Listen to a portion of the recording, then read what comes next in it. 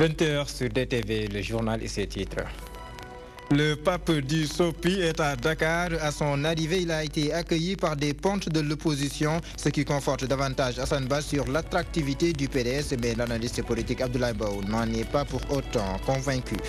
Et puis le SAES décrète une grève de 48 heures. Il dénonce une violation des franchises universitaires. C'est suite à l'annulation d'une manifestation par le ministère de l'Intérieur à l'UCAD. 33 ans d'immortalité pour Cheikh Anta Diop. Les membres du mouvement Carbone 14 veulent tirer le maximum de profit du legs de l'égyptologue. À voir dans cette édition. En seconde partie d'édition, nous serons avec Marguerite Rosalie Ndiaye. C'est pour les besoins du journal de la campagne. Rosalie Ndiaye, bonsoir et bienvenue. Bonsoir Mohamed Diallo, bonsoir à tous. Les échos de la campagne, nous allons retrouver nos différents reporters qui suivent pour nous les 5 candidats à l'élection présidentielle du 24 février. Ce sera dans la seconde partie de cette édition. Ce sera dans la seconde partie de cette édition qui commence à l'instant.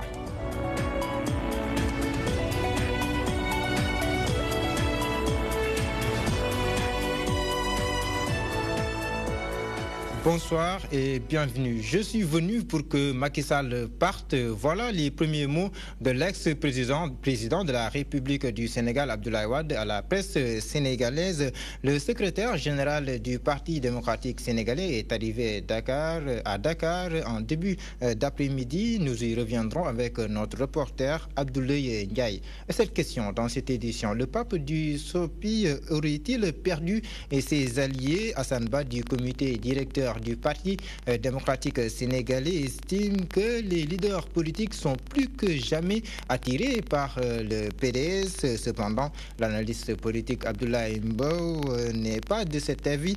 Il estime que la majorité des responsables et militants du Parti démocratique sénégalais comptent voter soit pour Idrissa Seck, soit pour Madi Kenya. Chantal Badji pour plus de détails. Après des mois d'absence, c'est le retour au bercail pour le pape du SOPI. D'habitude très entouré par des leaders politiques, aujourd'hui, il y a très peu, voire quasiment pas de leaders politiques autour de sa personne. Beaucoup d'entre eux battent campagne pour un des candidats à la présidentielle. Maître Wade aurait-il perdu ses alliés? Écoutez, nous n'avons pas perdu nos alliés. Nos alliés sont restés intacts.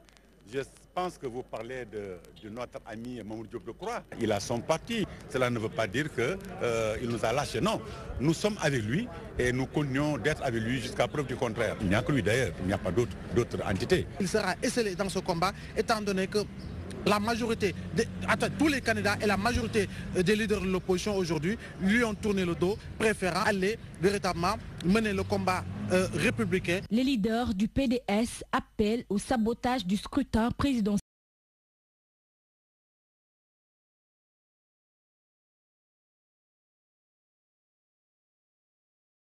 Car beaucoup d'entre eux ont déjà choisi de prêter main forte à Idrissa Seck ou Madi Kenya.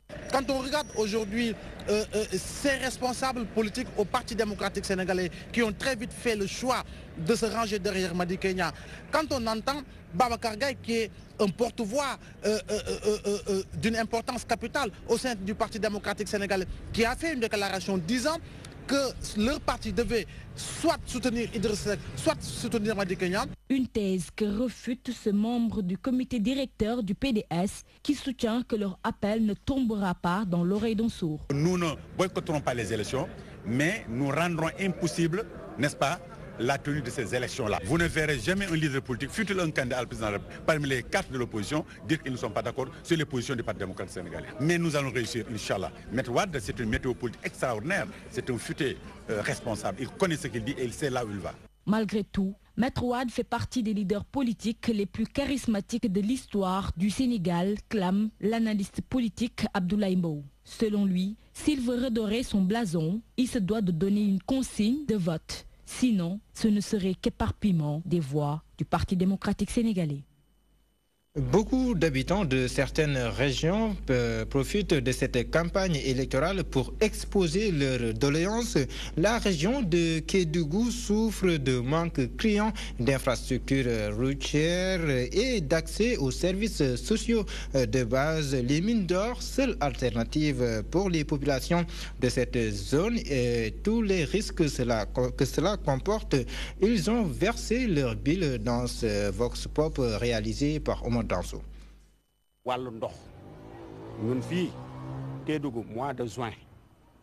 Ici à Kédougou, nous éprouvons d'énormes difficultés pour nous approvisionner en eau.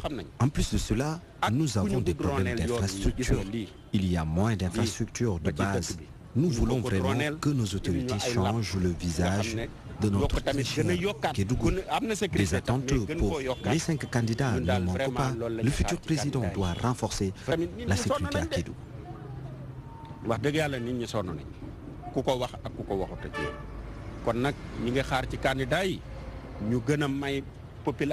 Abdoulaye Wade avait au moins se réaliser des choses à Kédougou. Mais à part lui, tous les régimes qui se sont succédés n'ont rien fait à Kédougou. Nous sommes les grands oubliés. Nous avons beaucoup de ressources. Les autorités se sentent dans l'obligation de les exploiter. Les jeunes ne travaillent pas. Nous exigeons plus de considération.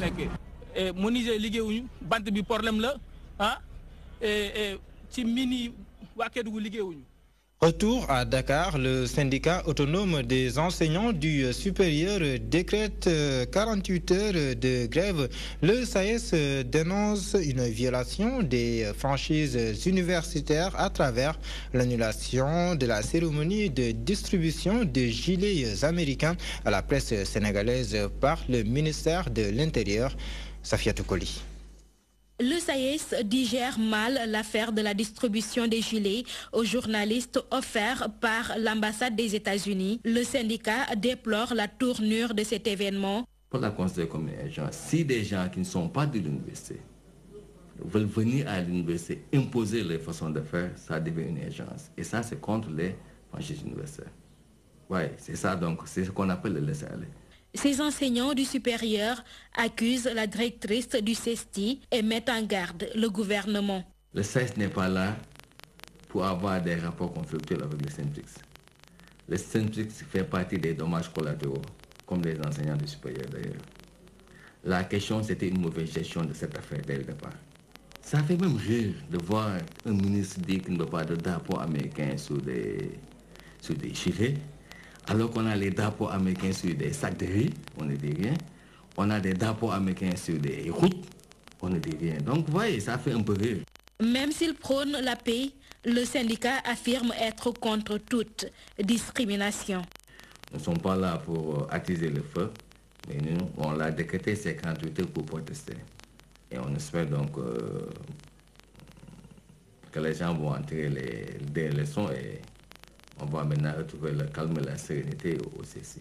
Chez les étudiants, cette grève de 48 heures a un impact négatif sur le déroulement des cours et sur le programme. Vraiment, il y a un programme à suivre. Et si les professeurs sont en grève pendant 48 heures, vraiment, ça va perturber l'école. Ça ne nous arrange pas en tant qu'étudiants. On voit que chaque année, on ne parvient pas à terminer le programme. Après le SAES départemental, c'est au tour de la coordination nationale d'exprimer son mécontentement. En mouvement d'humeur pour 48 heures, le SAES espère que des leçons vont être tirées de cette mésaventure. Restons à l'université Cheikh Anta Diop de Dakar. Ça fait 33 ans, jour pour jour, que le professeur Cheikh Anta Diop nous a quittés. Les étudiants, membres du mouvement Carbone 14, veulent revaloriser le legs du professeur et historien par ailleurs. Il s'agit de tirer plein profit des casquettes politiques et intellectuelles de l'égyptologue. Ramatoulaye Diouf nous en dit plus.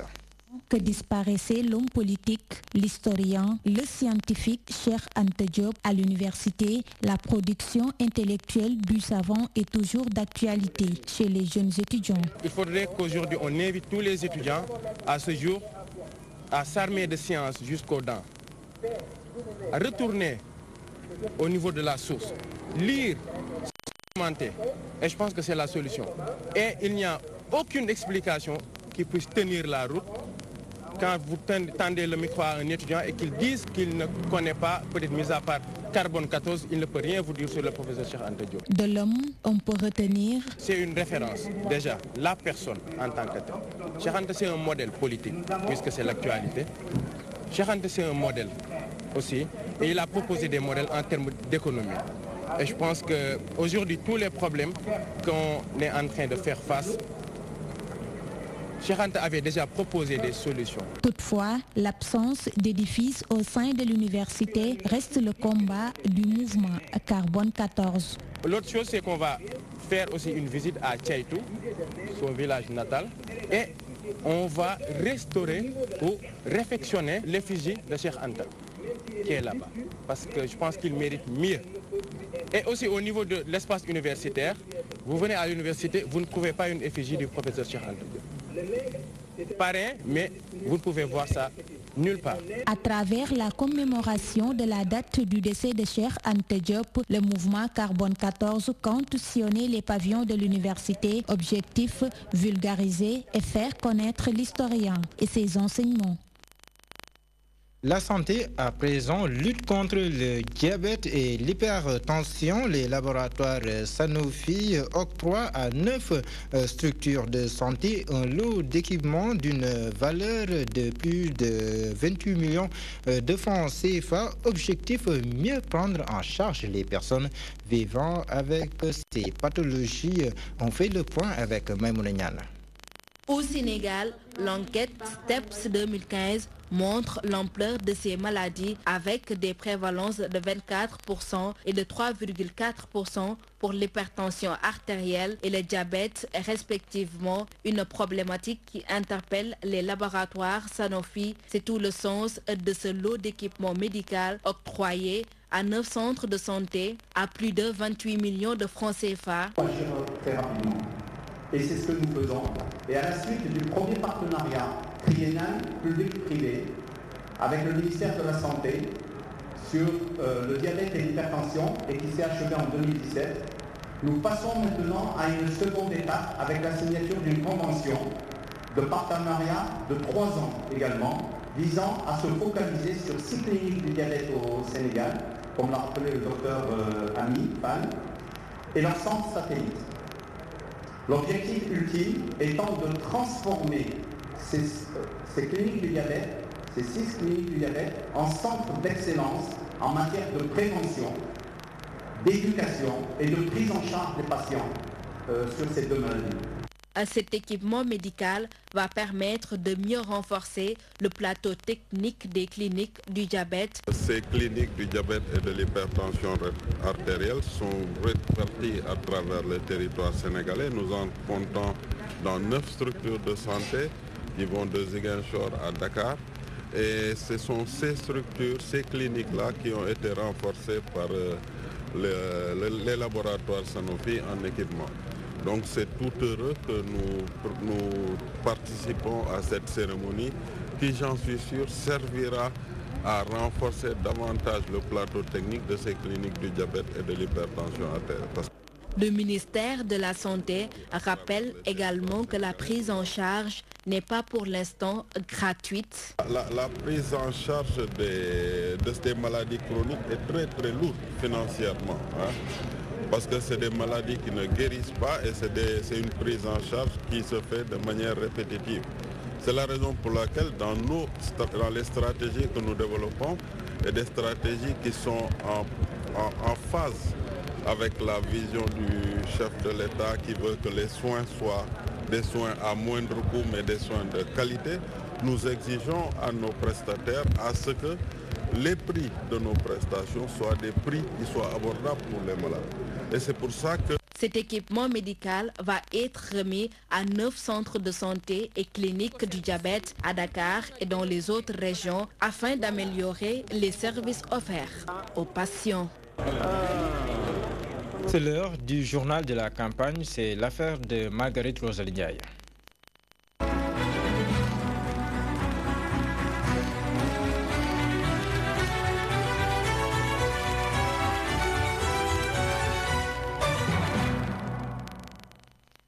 Nous démarrons ce soir par le candidat Ousmane Sonko qui a tenu un meeting à Mbaké.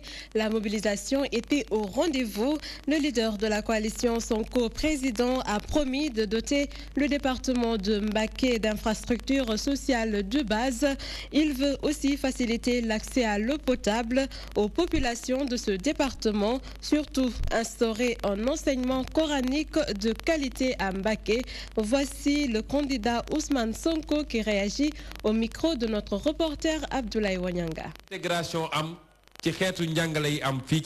Ce que je propose pourrait être assimilé à l'inclusion la plus achevée des produits des Dara dans notre système éducatif et universitaire, c'est-à-dire faire en sorte que ceux qui ont maîtrisé le Saint-Coran et qui ont exploré d'autres connaissances islamiques puissent bien exercer dans notre pays sans exclusion aucune.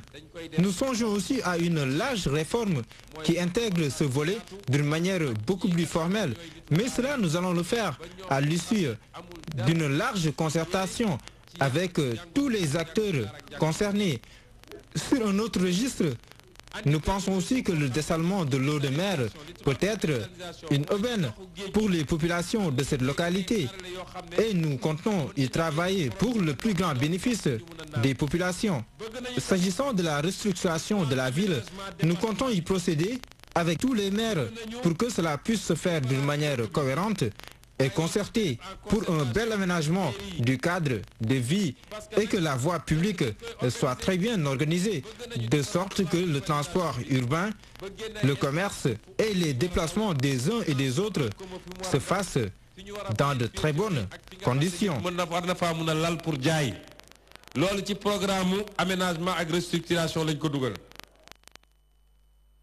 Et puis, 7 conseillers municipaux de l'APR à Darou Marnane ont rejoint la coalition Sonko président. Ils ont officialisé leur adhésion lors d'un meeting de Ousmane Sonko à Darou Mourti. Le candidat à la présidentielle s'est rendu à Djurbel, Mbaké et à Touba dans le cadre de ses activités de campagne. Il a promis de redorer le blason de la région de Djurbel s'il est élu président de la République. C'est un reportage de Abdoulaye Wanyanga. Continue sa campagne électorale. Il s'est rendu dans la capitale du Bawol, à Djurbel. Ousmane Sonko fait une caravane dans les rues de la ville.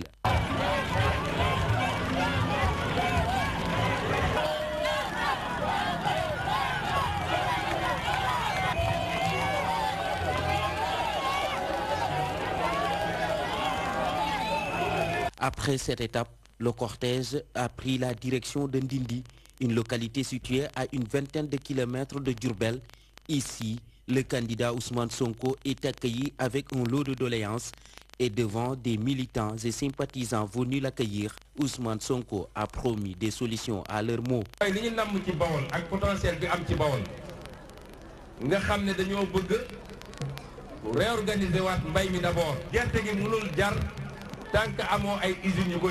Des visites de proximité, il y en a eu au cours de ce périple. La coalition s'est rendue à Darou Khafour. Dans ce village, Ousmane Sonko a rendu visite au petit-fils de Cheikh Ibrahima Fall, Baye Dam Saliou Fall. Ce dernier a formulé des prières pour le candidat Sonko.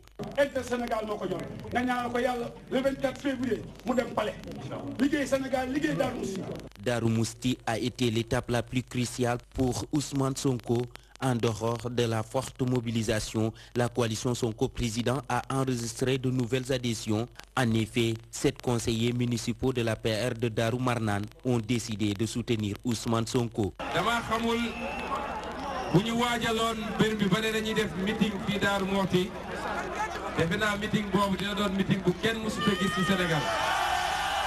Partout où Ousmane Sonko est passé, les populations l'ont accueilli et le candidat leur a expliqué son projet de société et il leur invite aussi à aller retirer leur carte d'électeur et de participer à l'élection présidentielle du 24 février prochain. Merci. Le candidat de la coalition Madické 2019, toujours à la quête du suffrage des Sénégalais. Après le Ferlo, il a fait le tour du Sénégal oriental, notamment donc Goudiri, Bakel, Koussanar, Maka Kolebanton et Tambacounda. Madické Niang invite les populations de ces localités à tourner le dos à Macky Sall. Voici Maître Madické Niang au micro de Oumar Danso. Constate qu'ils ont échoué parce qu'ils sont des incompétents, c'est la réalité. Ce que je ne comprends pas, on parle tellement du Fouta en disant que le Fouta c'est le Fouta de Macky Sall, alors qu'il faut aller là-bas pour savoir que Macky Sall n'a rien fait au Fouta. Il n'a rien fait non plus à Tambacounda et dans les environs. Nous corrigerons tout cela. Nous ferons de sorte que le retard de développement qu'accusent ces villes puisse être facilement résorbé. Rappelez-vous que j'ai dit et répété, il y aura une dotation spéciale pour toutes les communes, selon leur taille, une dotation de 500 à 1,5 milliard pour leur permettre de régler les problèmes d'accès aux services sociaux de base, les problèmes d'infrastructure, mais surtout la mise en place de petites unités de transformation. Le cortège de la coalition IDI 2019 pose ses baluchons à Ziguinchor, plus précisément à Karang. Sur place, il a rencontré les populations. Le leader de Réumi promet de prendre à bras le corps leurs doléances. Il rappelle le programme de redressement national qu'a proposé sa coalition. Écoutons à ce propos Idrissa Seck.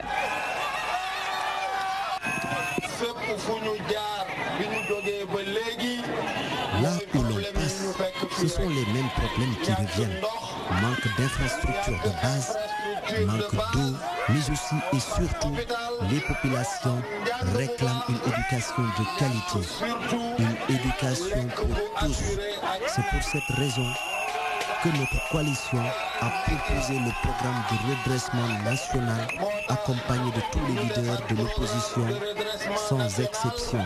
Silpeto Bodjo, le jour du 24 février, si vous avez également pris la décision de nous porter à la tête de ce pays, nous entreprendrons la marche vers l'émergence de ce pays. Du régime actuel, nous entreprendrons la marche.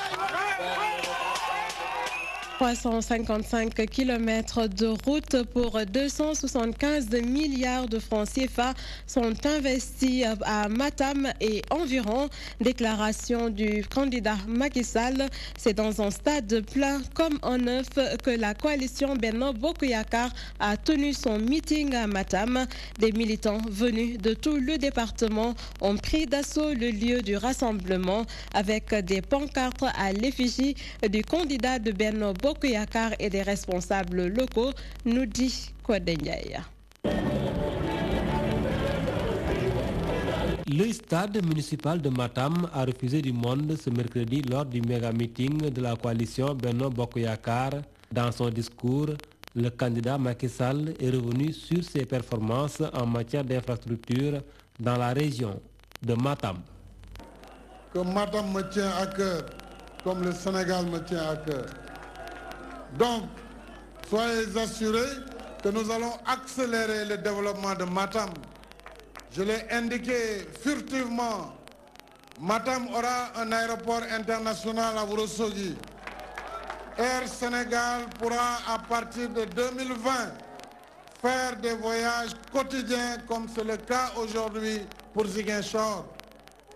Donc vous aurez la possibilité de faire Dakar-Matam, Dakar-Ourossogui directement par Air Sénégal. Et donc cela fait partie du programme de désenclavement de la région de Matam. Outre préoccupation du candidat de la majorité présidentielle, le développement agricole de la région. Vous aurez le développement de la riziculture, le développement de la culture de l'oignon, de la pomme de terre, aujourd'hui du maïs et de l'arachide dans la région. Donc c'est une véritable région agricole qui bénéficiera de mon soutien et du soutien de mon gouvernement. Pour Macky Sall, l'opposition ne s'attaque jamais à son bilan. Il en veut pour preuve les nombreuses critiques formulées à l'endroit de la justice. Un mort et une dizaine de blessés, c'est le bilan d'un accident survenu entre Chilon et Matam. Le véhicule transportait des militants de Benno Bokk Yakaar qui ralliait Matam. Macky Sall a présenté ses condoléances à la famille éplorée. Il en a fait de même pour les familles des enfants décédés à la SICAP. Écoutons Macky Sall avec Codé Ndiaye.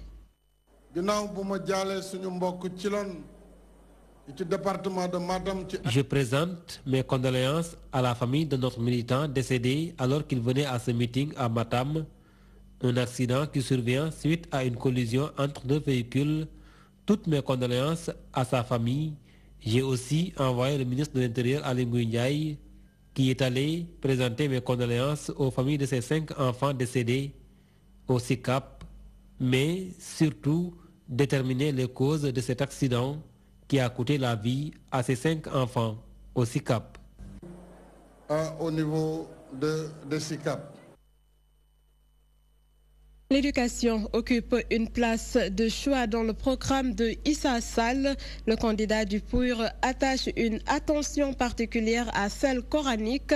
Il l'a fait comprendre à Touba Mouride. Son ambition, c'est de mettre les enseignements classiques et coraniques au même pied d'égalité. Professeur Issa Sall, que je vous propose d'écouter.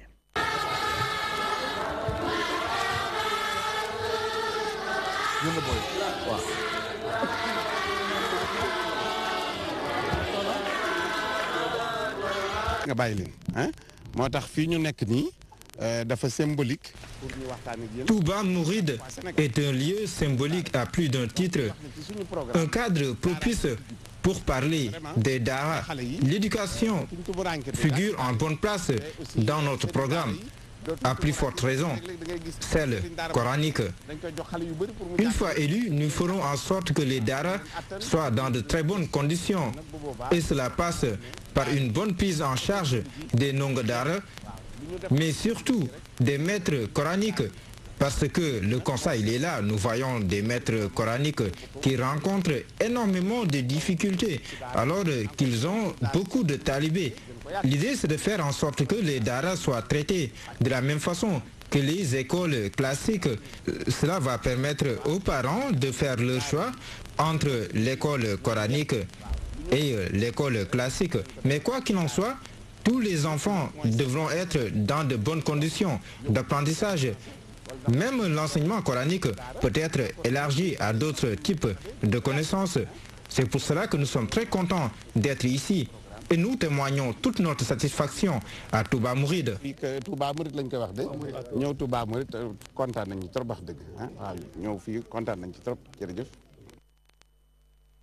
Et voilà, c'est la fin de ce journal de la campagne. Rendez-vous demain pour un autre numéro. Au revoir.